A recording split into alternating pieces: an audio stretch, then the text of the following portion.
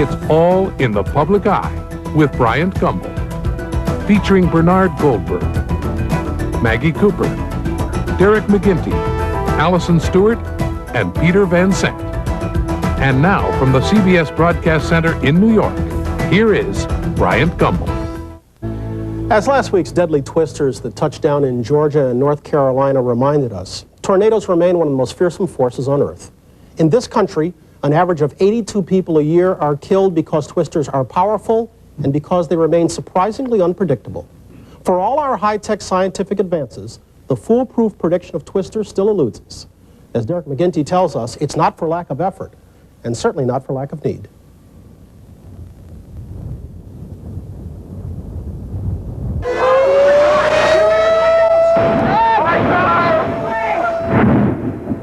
A wind of 300 miles an hour can do incredible damage. It can sweep a home completely off the foundation and leave nothing but the foundation. Holy shit!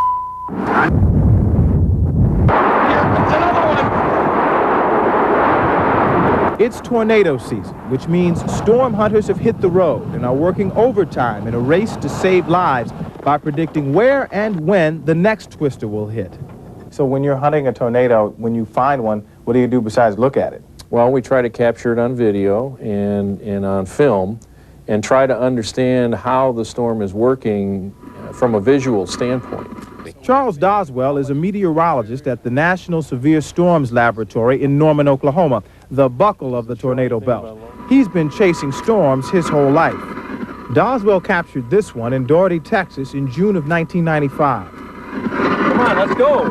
We're trying to stay ahead of the storm. All of a sudden, it starts producing these incredible effects in front of us. It was a multi-vortex tornado, which can be one of the more spectacular types of tornadoes. Does that mean more than one funnel cloud? More than one funnel cloud, all within the same tornado, rotating about a common center. And it was spectacular. We've got it made, Jack! It's all I see from here, babe!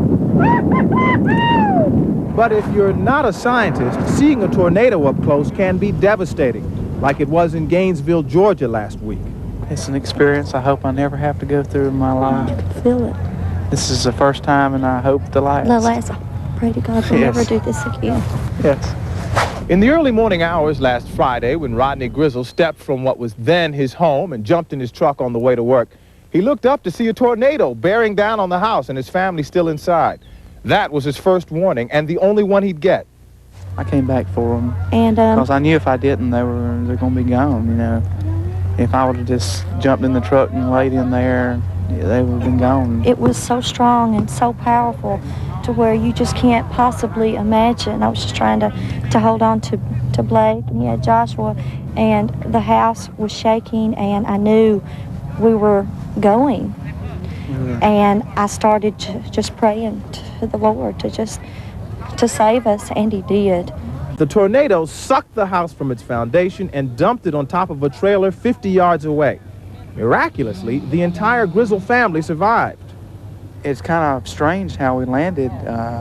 We were under a big oak tree, and we were all laid perfectly straight. The baby, I was there, she was beside me, and the 5-year-old was beside her. Right. And there's washing machines mangled, the insides of them are gone, the refrigerator's gone. But we're all together. We were all fine, you know. We're sore, but Yeah. we're all together. Ultimately, the Gainesville tornado killed 12 people, but it didn't register on radar until it was headed for the next county. If you look at the nature of tornadoes, there are always going to be those storms that nobody anywhere with the best equipment in the whole wide world as it exists right now is going to be able to give any type of warning. How could that be in these days of Doppler radar and computer modeling? Elaine Sexton is director of the Hall County Emergency Management Agency. It came around at 6:30 in the morning, no warnings, no nothing. Absolutely. What it happened? dropped out of the sky. There was no way to give a warning on this storm. This storm wasn't picked up on radar. The most sophisticated radar shoots a beam into the sky to detect tornado conditions. But the Gainesville twister was a sort of stealth storm. It formed so low to the ground that it came in under the radar and right on top of the Grizzlies. The storm came through here for a reason, and it left for a reason. Now we got to pick our pieces and build them back for reasons. Despite the death and destruction in Gainesville, technology has dramatically reduced the toll tornadoes exact.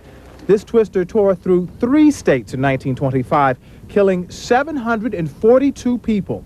That kind of human devastation is almost unheard of today, thanks in part to the storm chasers. This week, Doswell and his fellow tornado experts are gathering to mark an anniversary that would have blown right by the rest of us. 50 years since the first successful prediction of a tornado. It's a little faster and a little sharper. But look at the big difference in phase. Right. It happened at Tinker Air Force Base outside Oklahoma City in 1948. A tornado had destroyed $10 million worth of planes and property. Air Force meteorologists Robert Miller and Ernest Fawbush were determined that the next twister would not be a surprise. 5 days later, they had come up with a list of weather factors most likely to spawn tornadoes. Amazingly, the opportunity to test their theory roared into town that very day.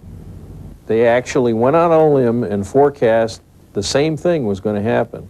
And miraculously, another tornado occurred and did go across Tinker Air Force Base. How likely is it Incredibly that unlikely. a tornado would come across the same spot again? Incredibly a week later? unlikely. In fact, it borders on miraculous. The difference is the second time they had sounded an alarm. It was the birth of tornado forecasting, which has evolved over the last half-century and saved countless lives, even if it couldn't help the people of Gainesville. I finally realized, what we had is no longer.